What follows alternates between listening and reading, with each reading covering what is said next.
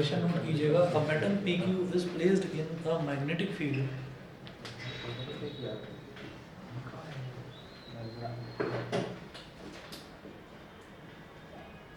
metal PQ is placed in a magnetic field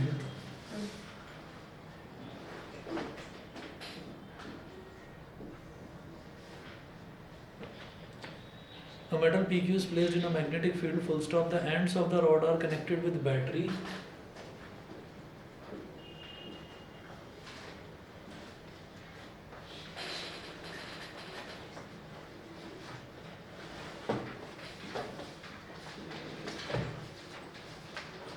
the ends of the rod are connected with battery using wires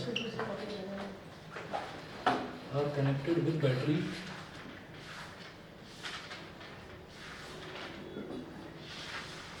using wires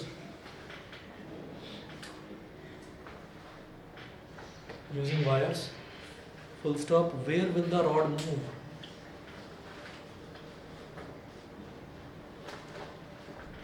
Where will the rod move? Question mark. एक diagram दे रखा है P Q, उधर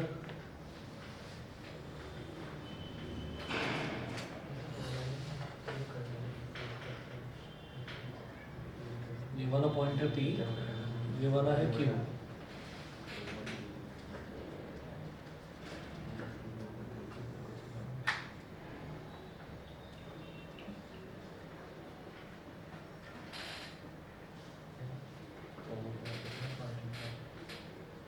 P Q और नीचे battery दे रखी है।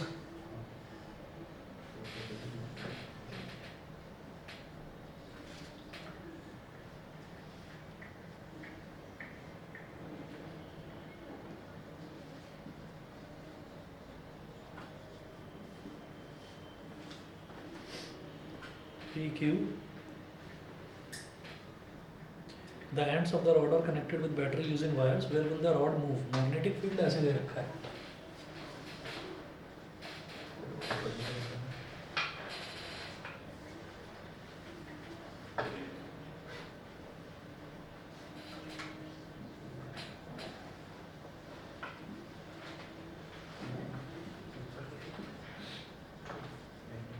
ये magnetic field ऐसे दे रखा है।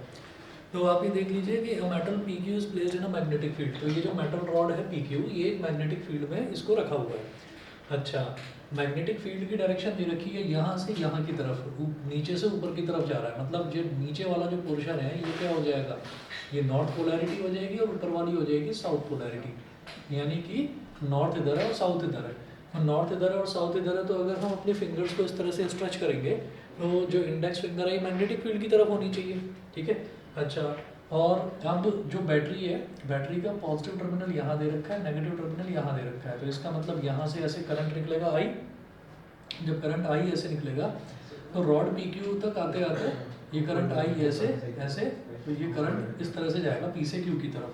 तो हमें क्या करना है, मैग्नेटिक फील्ड को ऐसे कर देना है ऊपर की तरफ। ठीक है। और सेंट्रल फिंगर इधर जो करंट जा रहा है करंट की डायरेक्शन में। तो ये थंब का है, थंब आगे की तरफ है। ठीक है। तो ये जो है ये पी क्यू कहाँ आएगा, ये आगे की तरफ आएगा। तो इन्होंने यही पूछा है where will the rod move. तो हम ये कहेंगे कि as per Fleming's left hand rule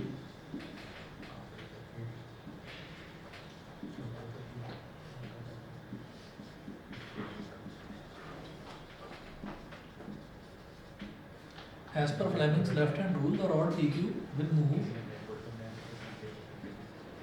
The rod PQ will move in forward direction. आगे की तरफ मूव करेगी। Will move in forward direction.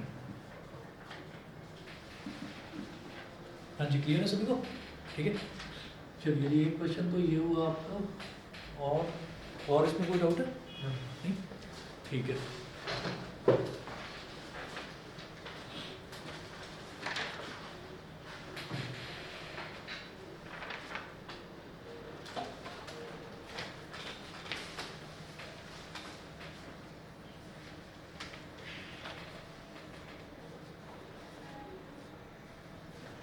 Mobile phone हैं सभी के पास? है। ठीक है, मैं ये जो क्वेश्चन है ना इसकी फिगर मतलब इसकी फ़ोटो खींच के भेज रहा हूँ उस क्वेश्चन की। क्वेश्चन थोड़ा सा लंबा है इसलिए।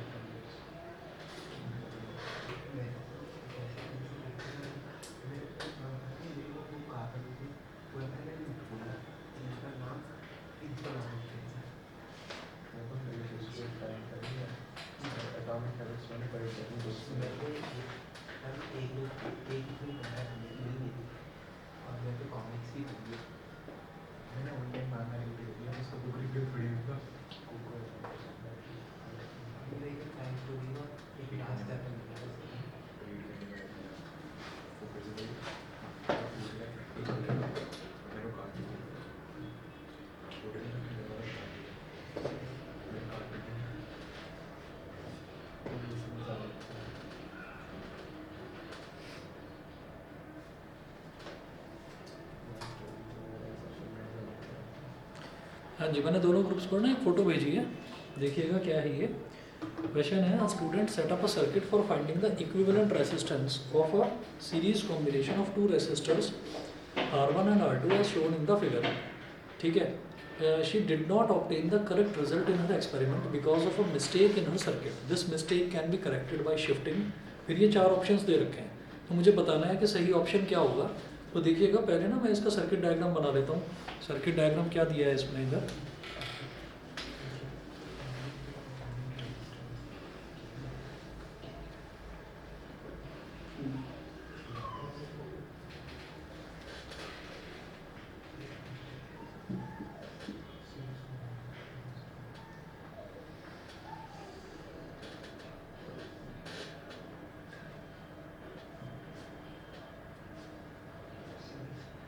इधर तो दिया है एक स्विच के,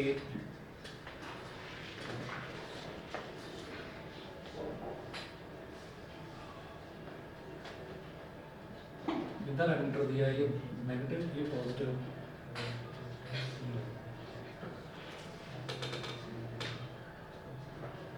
इधर बैटरी है, इसको बी बोल दिया, पॉजिटिव नेगेटिव।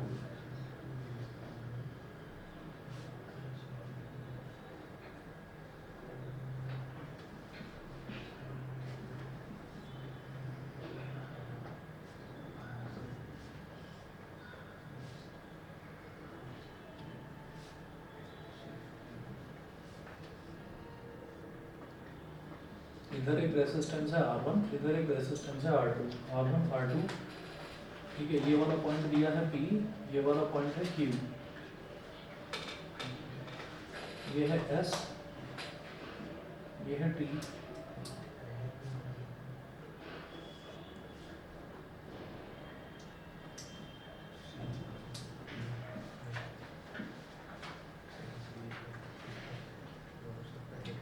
ये माइनस।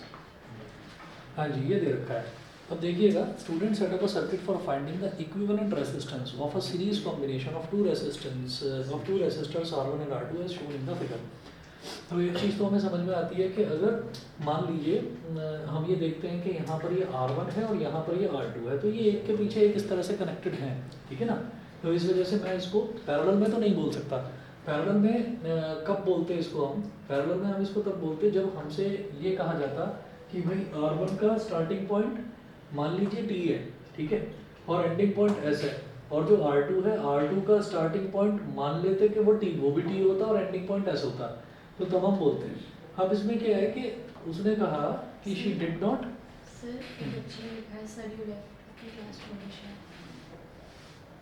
अरे यार, ये क्या हुआ?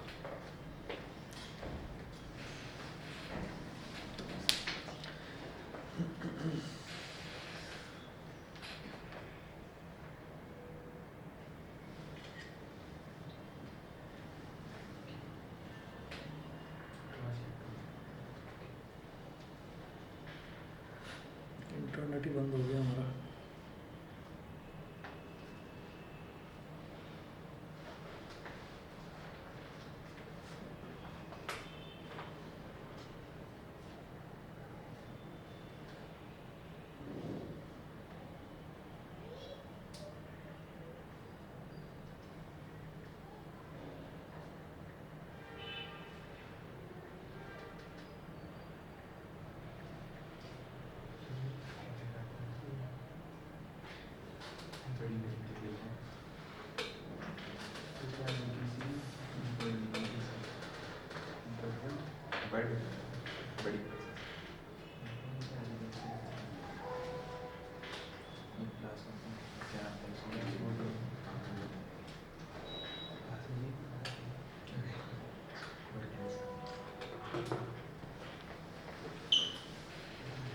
देखना इधर लाइट आ रही है, पीछे देखना। Yes, आ रही है।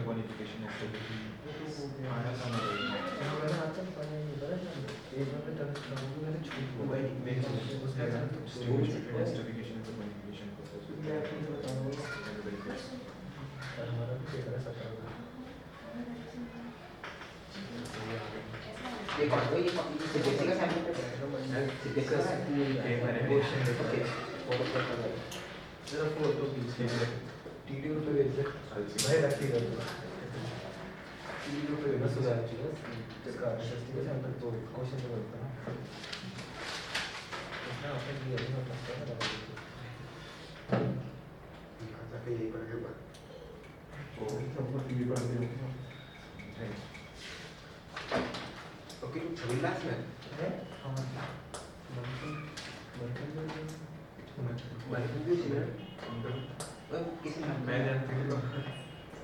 अरे छोटा सा मोरा सा है। नहीं, कोरा सा चिकना सा। हाँ सर, तुम्हारे को तो नहीं होता। अच्छा सर, किस बच्चे का?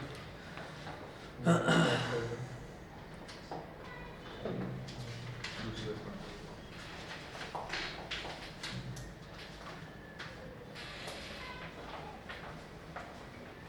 एक तो यार सब बहुत बड़ी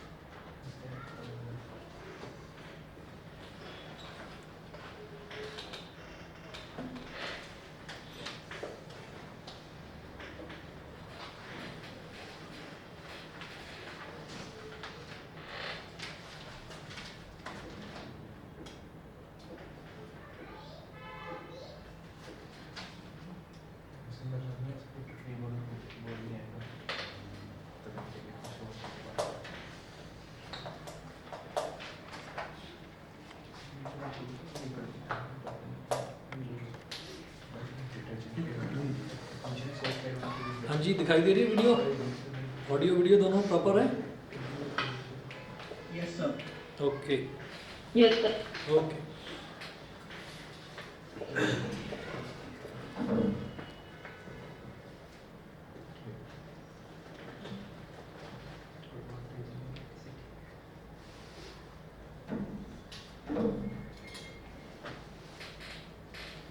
तो देखिएगा इस क्वेश्चन में ये लिखा हुआ है, she did a student set up a circuit for finding the equivalent resistance of a series combination of two resistors R1 and R2 as shown in the figure. She did not obtain the correct result in her experiment because of a mistake in her circuit. This mistake can be corrected by shifting the voltmeter, option ये दे रखा है voltmeter, and connecting it across P and Q. देखिए वो करना क्या चाहता है student, a student set up a circuit for finding the equivalent resistance of a series combination. वो सीरीज कॉम्बिनेशन का इक्विवेलेंट रेजिस्टेंस फाइंड आउट करने के लिए उसने ये सेटअप बनाया है, ठीक है। अब क्या है कि जैसे मान लीजिए वो बोल रहे हैं कि लेकिन रिजल्ट जो है वो ठीक नहीं आ रहा है, रिजल्ट ठीक नहीं आ रहा है। तो अब इन्होंने कहा this mistake can be corrected by shifting voltmeter and connected it across P and Q. अच्छा, वोल्ट मीटर को हटा दें और वोल्ट मीटर को P और Q के अक्रॉस कनेक्ट कर दें। एक तो ये इन्होंने तरीका बताया सर ऑप्शन ए। हाँ बोलो सर, सी होना चाहिए सर आंसर की वोल्ट मीटर को हटा के PT के अक्रॉस कनेक्ट कर दिया। T और P के अक्रॉस कनेक्ट कर दिया जाए, ठीक है। उसके बाद B है ammeter by shifting the ammeter and connecting it across K and T। Ammeter को K और T के अक्रॉस मतलब यहाँ पर लगा दिया जाए मीटर को, चलिए कोई बात नहीं।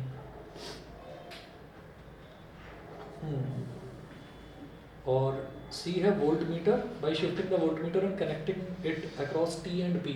इसको T और P के अक्रॉस कनेक्ट कर दिया जाए, ठीक है। और D है shifting the ammeter and connecting it across P and Q, ठीक है। अब जरा सबसे लास्ट वाला ऑप्शन देख लीजिए कि shifting the ammeter and connecting it across P and Q।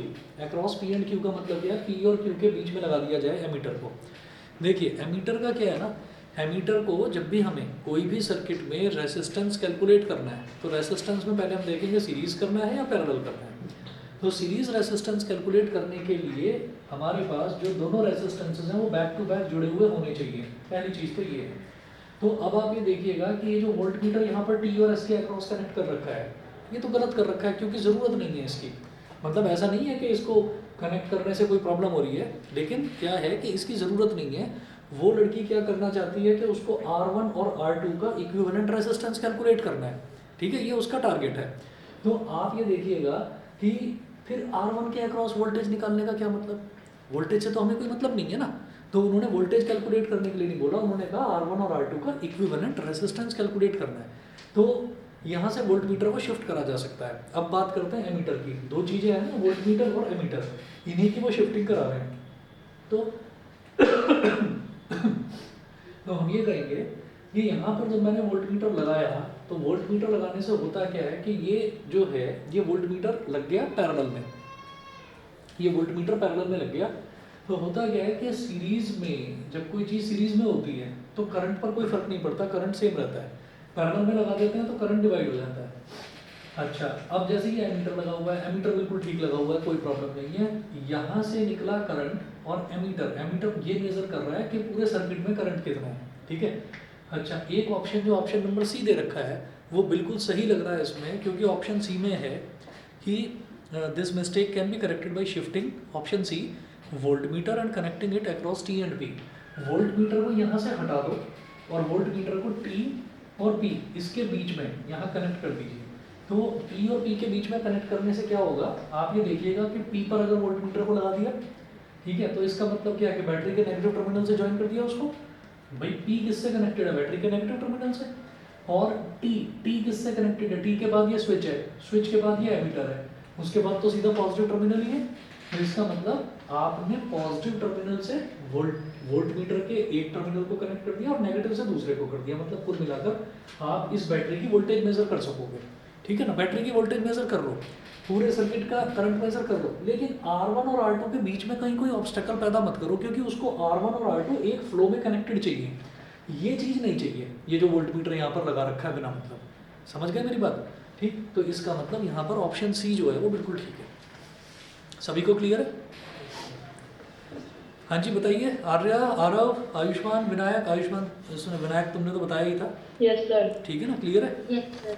चलिए जी, सर मेरे सेट में भी सेम ऐसा ही क्वेश्चन आया था दूसरे टाइप का। अभी तो देख उसका रहा भी हूँ, आंसर अभी देख रहा हूँ तुम्हारा और अभी देख रहा हूँ, यस सर, वो भी देख लीजिए। अभी देख रहा हूँ।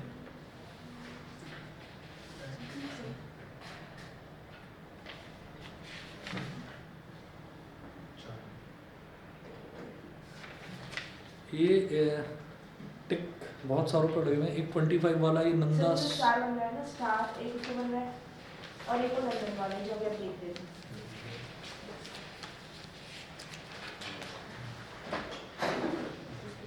ये वाला in human eye the distance between the lens and the radius retina, sorry एक दूसरे के वाला है और एक जो आप अभी मेज वाला देख रहे थे ना, यही वाला हाँ एक ही वाला है। बस। और एक लास्ट है, लास्ट में भी स्टार बना हुआ है। हाँ स्टार एक फिर से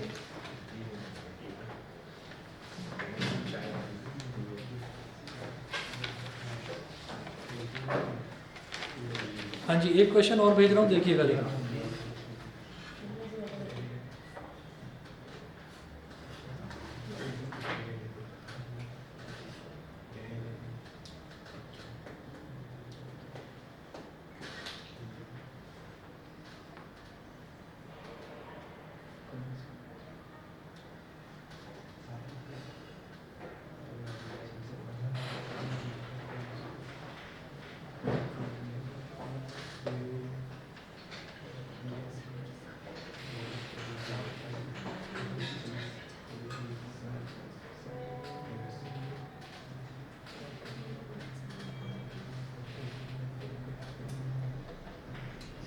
चलिए जी, अगला देखिएगा। क्वेश्चन नंबर 25 है। 25 में है Nanda saw rays of light entering into a dark room as shown in the figure given below. तो एक डार्क रूम है, उस डार्क रूम में बस थोड़ी सी ही जगह छूटी हुई है, बाकी विंडो भी पूरी आपको ये अंधेरा सा दिखाई दे रहा होगा कि विंडो भी पूरी ब्लैक है, लेकिन इसमें थोड़ी सी जगह छोड़ रखी है इन्होंने और उसमें मतलब ग्लास होगा।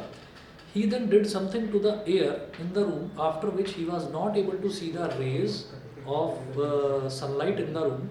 Predict what could have been done to make the rays of sunlight invisible. Justify your answer. बता दो, ऐसे ही बता दो। दोबारा देखिए, Nanda saws rays of light entering into a dark room as shown in the figure given below. ठीक है, तो नंदा ने क्या करा, उसने ये देखा कि जैसे पूरी ये विंडो पेन्स हैं, है ना, पूरा चारों तरफ से रूम बंद कर दिया जाए और ये जो विंडो पेन्स हैं ये पूरी ब्लैक कर दी जाए और इसमें थोड़ी सी जगह छोड़ दी जाए जिस पर ब्लैक पेंट हमने नहीं करा, तो सारी की सारी रेज ऑफ लाइट वहीं से आती हुई नजर आएंगी। ठीक है, उसके बाद he then did something to the air in the room, उसने रूम की एयर में कुछ करा, after which he was not able to see the rays of sunlight in the room. Sir क्या करा होगा बताइए? वैक्यूम क्रिएट करना। वैक्यूम क्रिएट करा, समझ गए? उसने वैक्यूम क्रिएट करा। वैक्यूम क्रिएट करने का मतलब क्या है कि अंदर जितने भी एयर थी उसको गायब कर दिया। जब एयर गायब कर दी तो एयर के मॉलिक्यूल्स थे ही नहीं अब वहाँ पर, अलग अलग तरीके के गैस मॉलिक्यूल्स या डस्ट पार्टिकल्स कुछ भी नहीं बचा। भाई एयर में क्या होगा, एयर में अलग अलग गैसेस के मॉलिक्यूल्स होंगे, ऑक्सीजन के मॉलिक्यूल्स, कार्बन डाइऑक्साइड के, सल्फर डाइऑक्साइड के, डस्ट पार्टिकल्स, वो सब होंगे। उसने वो सब गायब कर दिया। तो क्या होता है कि ये जो एयर के अलग अलग मॉलिक्यूल्स होते हैं यही तो लाइट को कैप्चर करके और लाइट को चारों तरफ फैला देते हैं। लाइट इनके ऊपर सुपर इम्पोज कर जाती है, बैठ जाती है। वैक्यूम में लाइट नहीं दिखेगा। वैक्यूम में एयर मॉलिक्यूल्स होंगे ही नहीं। तो जब मॉलिक्यूल्स ही नहीं होंगे तो लाइट की स्कैटरिंग ही नहीं होगी। लाइट को घेरेगा कौन, लाइट को पकड़ेगा कौन, कोई पकड़ ही नहीं सकता फिर लाइट को। तो लाइट को कोई पकड़ ही नहीं सकता तो लाइट दिखाई ही नहीं देगी, ऐसा हो जाएगा। समझ गए? तो ये तो क्वेश्चन नंबर 25 था। ऐसे ही एक और क्वेश्चन, अच्छा कितने नंबर का, 2 नंबर का होगा ये? कौन सा जो ये लाइट वाला था? हाँ ये बी वाला हाँ, ये 2 नंबर का। 2 नंबर का वही है बस। उसमें थोड़ा सा एक्सप्लेन करना था और इसमें साथ में ना टिंडल इफेक्ट की डेफिनेशन और लिख दिया। टिंडल इफेक्ट लिख दिया मैंने। कोलॉइडल सॉल्यूशन वाला वो जो पॉइंट है अच्छा, ना कि अच्छा। हाइड्रोजन सॉल्यूशन, अच्छा। वो लिख दिया। उसके बाद मैंने लिखा कि अगर उसमें से जैसे अगर वो डिसिक्लू सॉल्यूशन वाला एग्जांपल होते हाँ, तो हाँ। फिर ये हटा दीजिए तो फिर तो नहीं दिखाई देगा ना, ठीक है ठीक है। चलिए जी एक क्वेश्चन और है, वो क्वेश्चन का भी मैं फोटो भेज रहा हूँ आपको। एक क्वेश्चन बहुत बड़े बड़े, कितने पेज का पेपर आया तुम्हारे यहाँ? पूरी बुकलेट बना कर दे दी इन्होंने, 11 पेज का पेपर है। और केस स्टडी में तो पता नहीं क्या क्या कर दिया इन्होंने लास्ट में। सर केस स्टडी का पता नहीं क्या है। डेंजरस सी लग रही है कुछ देखने में, वैसे होगी ना। सैंपल पेपर वाली है। हाँ तो केस स्टडी भी है और सैंपल पेपर वाली। अच्छा सैंपल पेपर वाली दे दी सर। सर आधे एक बार मुझे डाउट मैं स्कूल में मतलब कि स्कूल के बाद वो पेपर मिलता है। ठीक है, आज ही था क्या आपका पेपर?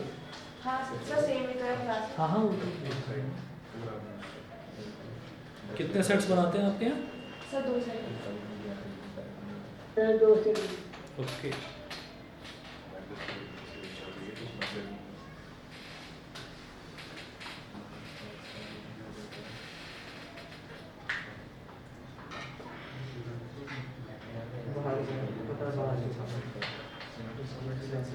चलिए जी एक क्वेश्चन और भेज रहा हूँ, ह्यूमन आई का है ये।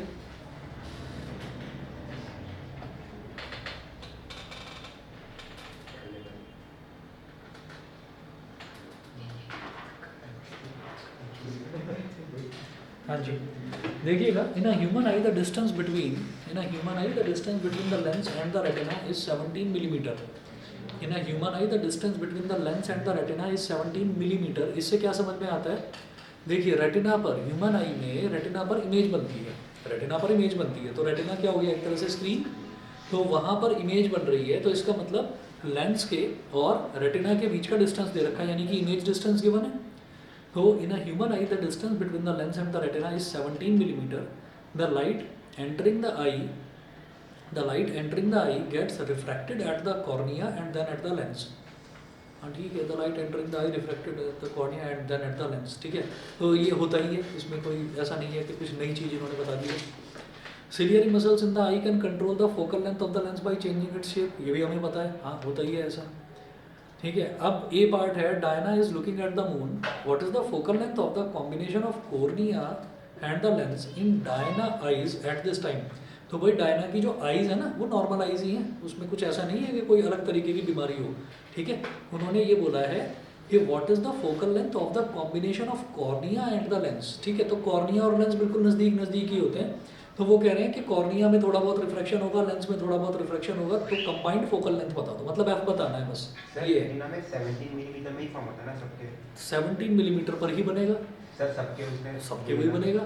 क्योंकि कोई ऐसा हो कि उसका चेहरा इतना बड़ा है ना, तो उसके लेंस में और कॉर्निया में बहुत ज़्यादा डिफरेंस है, तो ऐसा तो नहीं होता। नॉर्मली लगभग सेम ही होता है सब जगह।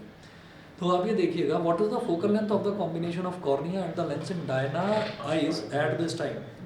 तो Diana is looking at the moon.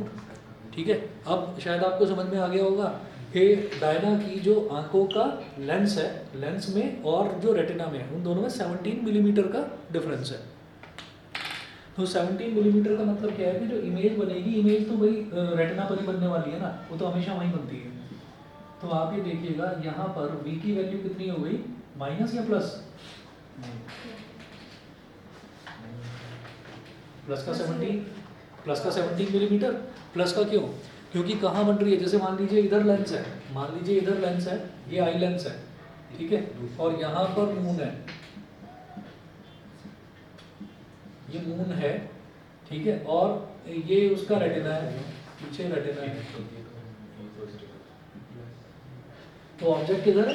Object left hand side पर ही लेते हैं हमेशा, इमेज तो यहाँ बनेगी ना। तो जो भी याद रखिएगा कि हम जब लेंस की बात करते हैं, और आई लेंस कौन सा होता है, कॉन्वेक्स लेंस होता है, तो जब हम लेंस की बात करते हैं तो लेंस में जो इमेज है, इमेज हमेशा इस तरफ बनती है, राइट हैंड साइड पर हमेशा इधर ही बनती है, रियल एंड इन्वर्टेड इमेज। तो यहाँ पर बनने वाली जो इमेज है वो पॉजिटिव ही होगी उसकी लेंथ, भाई यहाँ से लेंस से राइट की तरफ जो लेंथ होगी वो पॉजिटिव होगी। क्या हो गया? सर प्लस माइनस की क्या प्लस माइनस बता तो रहा हूँ, पॉजिटिव हो गया 17 मिलीमीटर, ठीक है। उसके बाद में जो u है, u होगा माइनस इन्फिनिटी, क्योंकि मून कितनी दूर है, बहुत दूर है, वो तो लिखूंगा नहीं मैं यहाँ पर, तो वो माइनस इन्फिनिटी हो गया। अब f निकालना है, ठीक है। तो लेंस फार्मूला लगाऊँ या मिरर फार्मूला? लेंस फार्मूला, ठीक है। तो by lens formula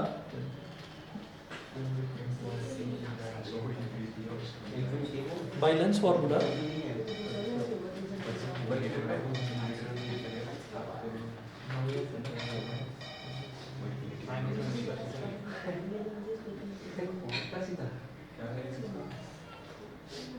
by lens formula 1 upon v minus 1 upon u is equal to 1 upon f, 1 upon v minus 1 upon u is equal to 1 upon f। ये lens formula 1 upon we कितना हो जाएगा, 1 upon 17, focal length हमारी millimetre में आने वाली है। अब 1 अपॉन यू का मतलब 1 upon minus infinity is equal to 1 upon F. हाँ जी, 1 अपॉन 0 को हम इन्फिनिटी बोलते हैं, तो याद रहे 1 अपॉन इन्फिनिटी हमेशा 0 होता है, माइनस माइनस प्लस हो गया, 1 upon 17 is equal to 1 upon F. तो एफ कितना हो गया, 17 मिलीमीटर। फोकल लेंथ उसकी 17 मिलीमीटर आ गई, और अगर जैसे ही मैं देखता हूँ कि फोकल लेंथ हमारी प्लस में आई है, 17 आई है, तो इसका मतलब हमने साइन कन्वेंशन में गलती नहीं करी है, क्योंकि कॉन्वेक्स का फोकल लेंथ हमेशा पॉजिटिव ही आता है। तो 17 मिलीमीटर आ गया। उसके बाद अगला क्या सर 17 मिलीमीटर कैसा है सर, वो समझ नहीं आ रहा। ये देखो 1 अपॉन वी तो हो गया 1 अपॉन 17, ठीक है, और 1 अपॉन यू, यू कितना माइनस इन्फिनिटी, तो 1 अपॉन इन्फिनिटी माइनस और माइनस ये तो प्लस हो गया, 1 अपॉन इन्फिनिटी होता है 0, तो ये 0 हो गया। तो 1 upon 17 is equal to 1 upon F, reciprocal करा तो एफ इज इक्वल टू 17, ठीक है, ठीक है सर, ठीक है। Yes sir. उसके बाद देखिएगा जरा बी पार्ट देखते हैं इसका। Diana is reading a book kept at a distance of 20 centimetre from her eyes. पढ़ देगी वो, बताओ। Diana is reading a book kept at a distance of 20 centimetre from her eyes. Sir normalise sir नहीं पढ़ पाएंगे, नहीं पढ़ पाएंगे, प्रॉब्लम होगी पढ़ने में। क्यों? क्योंकि हम 25 सेंटीमीटर तक ही नॉर्मल आई का नियर पॉइंट मानकर चलते हैं, ठीक है। लेकिन थोड़ी देर तक पढ़ा भी जा सकता है, क्योंकि कुछ बच्चे क्या है कि चैलेंज करके कि नहीं मैं तो इतनी पास रख के मैं तो पढ़ूंगा, ठीक है, पढ़ दो 1 मिनट 2 मिनट 3 मिनट 5-10 मिनट बाद सर दर्द हो जाएगा, फिर हटाओगे, फिर कहोगे मुझे तो धब्बे धब्बे दिखाई दे रहे हैं आसमान में, ठीक, तो ऐसा होता है। खैर, बी पार्ट में Diana is reading a book kept at a distance of 20 centimetre from her eyes. What is the focal length of the combination of cornea and the lens in Diana's eye at this time. तो वो इस time 20 centimetre के distance पर रख कर एक book को पढ़ रही है। तो इस पॉइंट ऑफ टाइम पर जो कॉर्निया और जो आई लेंस है उसका जो कंबाइंड फोकल लेंथ ही पूछ रहे हैं ना, फोकल लेंथ ही पूछ रहे हैं, ऐसे ही होगा ना। इसी तरह से होगा, लेकिन एक अंतर हो जाएगा भाई, ऑब्जेक्ट डिस्टेंस चेंज हो जाएगा ना, हाँ बस डिस्टेंस, बस यू चेंज हो जाएगा, बाकी जो वी है 17 मिलीमीटर वो तो सेम रहने वाला है, वो तो सेम रहेगा। आंखों का कोई ऑपरेशन थोड़ी हो गया, तो रेटिना में और लेंस में तो उतना ही डिस्टेंस रहेगा। तो बी पार्ट जो है, बी पार्ट में सर ये -25 है। -20 सेंटीमीटर, सर उसमें 25 को 25 का कुछ नहीं, 25 का तब करना होता है जब कभी हमारे पास ये दे रखा होता है ना कि मायोपिक आई है या हाइपरमेट्रोपिक आई है, तो उसमें लेना होता है, यहाँ पर नहीं। यहाँ पर तो उन्होंने कहा कि वो 20 सेंटीमीटर पर रख कर ही पड़ रही है, तो यू हो गया -20 सेंटीमीटर। व्हाट इज द, अच्छा यू इतना हो गया -20 सेंटीमीटर। अब एक काम करना, ये जो V है ना 17 मिलीमीटर, इसको ना सेंटीमीटर में चेंज कर देना। 1 सेंटीमीटर में कितने मिलीमीटर होता है? 10। तो 17/10 मतलब कितना हो गया? 1.7 सेंटीमीटर। ठीक है,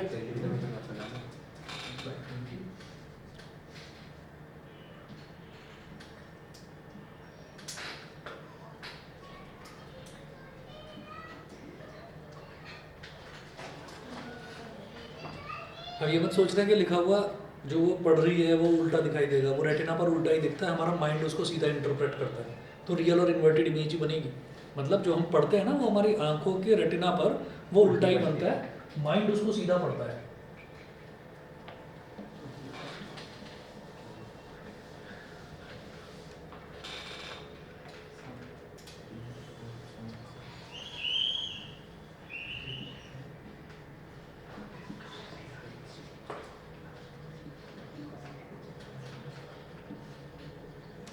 By using lens formula, 1/f is equal to 1/v minus 1/u, तो 1/f 1/1.7 minus 1/-20 1/f पॉइंट गया तो ऊपर 10 आ गया, क्या हो गया? 10/17 प्लस 1/20, 17 और 20, इसका एलसीएम कितना हो जाएगा? 340।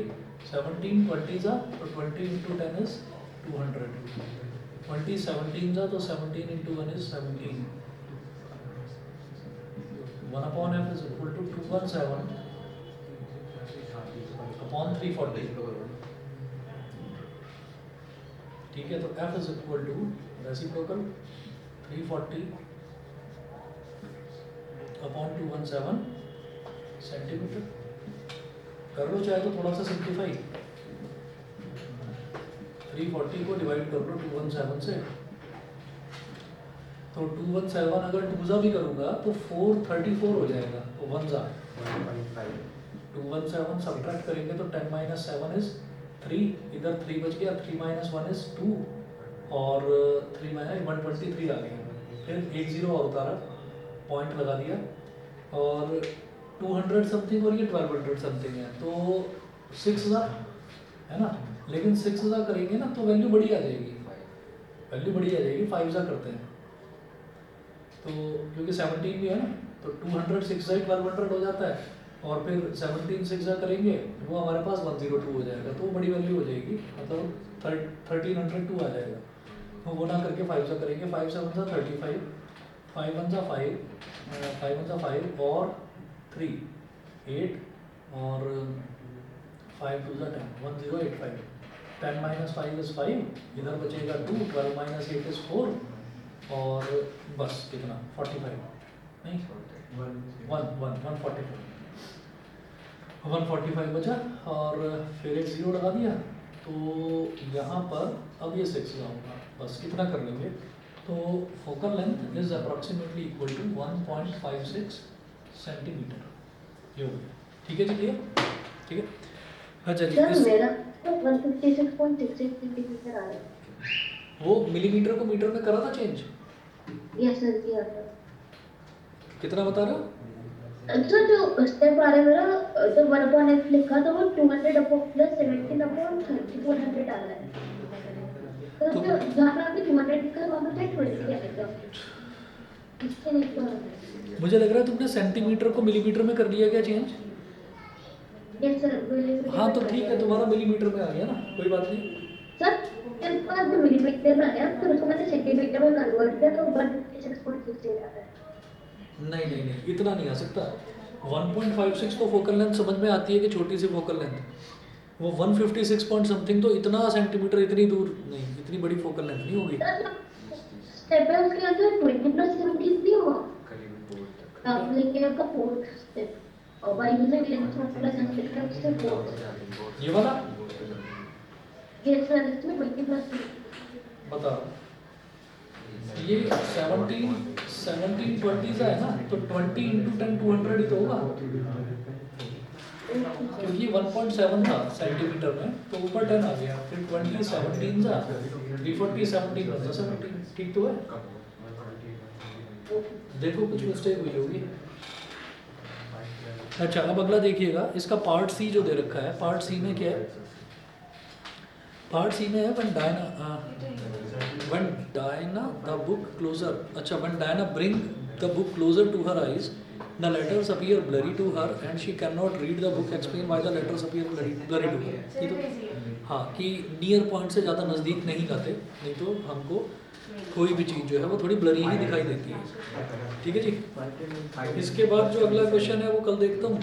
आप लोग साइंस में मैं आपको ये बता रहा हूँ कि जो जैसे इलेक्ट्रिसिटी है, मैं कॉमन प्रॉब्लम बता रहा हूँ, अगर और भी कोई कॉमन प्रॉब्लम चल रही हो आप लोगों की तो वो बता देना मुझे। बातों में क्या रखा है ऐसे, बातें बातें बातें खत्म ही नहीं हो रही है, मतलब मास्क बातें करने के लिए करा है,